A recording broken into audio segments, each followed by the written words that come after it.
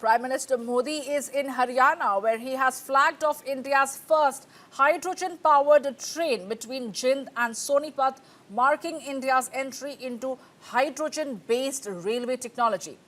Now, the hydrogen fuel cell-powered train, launched from Jind railway station, is among the world's longest and most powerful hydrogen trains. The train uses hydrogen fuel cells to generate electricity through a chemical reaction and with water vapor being the only byproduct ensuring zero carbon emission. The train will operate on the Jind-Sonipat section during its pilot phase, covering nearly 356 kilometers. Prime Minister Modi is speaking as he has inaugurated this path-breaking fueled train with a zero carbon emission. Let's take a listen to what the Prime Minister has to say. मेरी राम राम।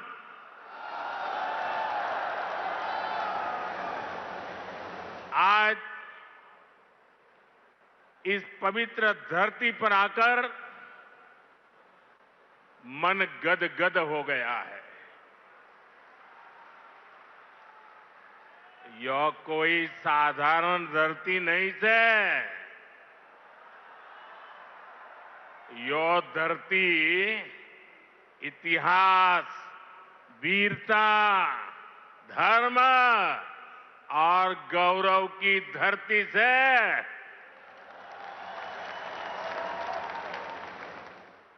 शक्तिपीठ माता जयंतिया का नाम और आशीर्वाद इस शहर पर बना रहता है। और मेरे लिए तो जिंद आना पुरानी यादों का झरोखा खोलने जैसा है। मैं बैठे बैठे कई चेहरे देख रहा था, पुराने सारे परिचित चेहरे। बहुत लोग होंगे जो क्लेम करते होंगे कि मैं उनके स्कूटर पर जिंद में आया करता था। कई दशक पहले मैं संगठन के काम से पहली बार जिंद आया था। फिर आप लोगों ने मुझे जो अपनत्व दिया, जो प्रेम दिया, वो आज तक मैं भूला नहीं हूं। मुर्रा भैंस का दूध, दही और घी, जिंद का देसी बुरा और यहां का घेवर, ये वो यादें हैं जो जिंद से जुड़ ही जाती है। साथियों, इतने वर्षों में जिंद का घी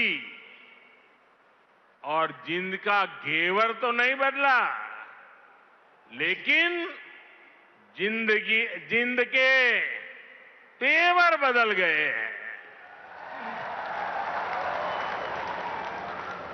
आज जिंद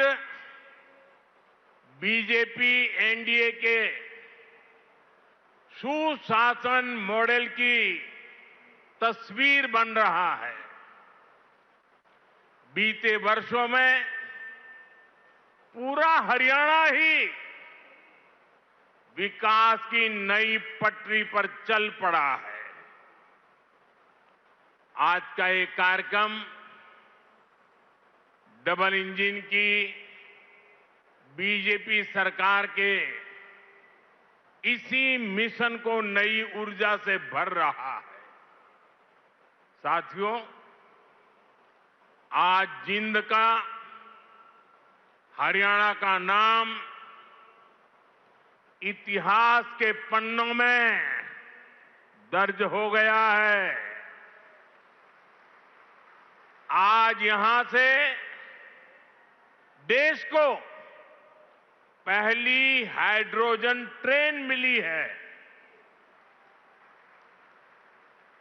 आपको याद होगा साथियों, आज भी हम पढ़ते हैं, सुनते हैं कि भारत में पहली ट्रेन बॉम्बे से ठाणे के बीच चली थी, जिसे आज मुंबई कहते हैं। वैसे ही भविष्य में जब भी हाइड्रोजन ट्रेन का जिक्र आएगा तो जिंद का, सोनीपत का, हरियाणा का नाम भी आएगा ही आएगा। मैं आप सभी को, पूरे देश को भारतीय रेल की आधुनिकता से जुड़े इस बड़े कदम के लिए बहुत बहुत बधाई देता हूं।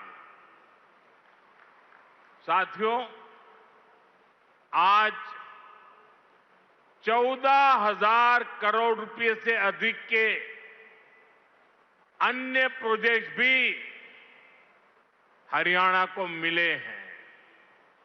इसमें रेलवे के, हाईवे के अनेक प्रोजेक्ट्स हैं, हमारी विरासत से जुड़े प्रोजेक्ट्स हैं और 2 नए मेडिकल कॉलेज भी हरियाणा की सेवा के लिए समर्पित है। भिवानी में पंडित नेकीराम शर्मा मेडिकल कॉलेज और नारनौल में महर्षि च्यवन मेडिकल कॉलेज और राव तुलाराम अस्पताल, इससे हरियाणा की स्वास्थ्य सेवा और सशक्त होगी। साथ ही इससे यहां के नौजवानों के लिए डॉक्टर और अन्य मेडिकल प्रोफेशनल्स बनने के नए रास्ते भी बनेंगे। इन सभी प्रोजेक्ट्स के लिए भी हरियाणा के मेरे सभी भाई बहनों को बहुत बहुत बधाई। साथियों, आज जिंद और हरियाणा के लोगों की मैं एक और बात के लिए सराहना करूंगा। स्वच्छता से स्वागत पहल को आपने जिस गंभीरता से लिया है, जिस तरह मेरे आने से पहले यहां के लोग स्वच्छता अभियान में नए सिरे से, नई ऊर्जा से जुटे हैं, वो दिल खुश कर देने वाला है। और मैं देख रहा था पिछले 1 सप्ताह से सोशल मीडिया में आपका ये जो सफाई अभियान चल रहा है, उसकी भारी चर्चा रही है। लेकिन कुछ लोगों ने ये भी कहा है सोशल मीडिया में, मोदी जी आप बार बार आइए ताकि हमारा जिंद स्वच्छ रहे। जिस महाशय ने ये भाव व्यक्त किया है, मैं उनका धन्यवाद करता हूं। लेकिन मैं जिंद वालों से आज कुछ मांगने आया हूं। आप मुझे बताइए, क्या इस सफाई के लिए, ये स्वच्छता के लिए मोदी का आना जरूरी है क्या? अगर जिंद के लोग तय कर लें, हरियाणा के लोग तय कर लें कि अब हम गंदगी नहीं करेंगे, तो जिंद कभी गंदा होगा क्या? हरियाणा में गंदगी आएगी क्या? तो काम एक ही करना है, मोदी के आने की जरूरत नहीं है, सिर्फ आप तय कर लीजिए। स्वच्छता ये हमारा स्वभाव बना देंगे, स्वच्छता ये हमारे संस्कार बना देंगे। हम स्वच्छता को इसी तरह अपनी हर दिन की जिंदगी का हिस्सा बनाएंगे। साथियों, अगर हम रेलवे के इतिहास पर नजर डालें तो पाते हैं कि 19वीं सदी के रेलवे की पहचान स्टीम इंजन से बने थे। 20वीं सदी की पहचान डीजल और बिजली से चलने वाली रेल बनी।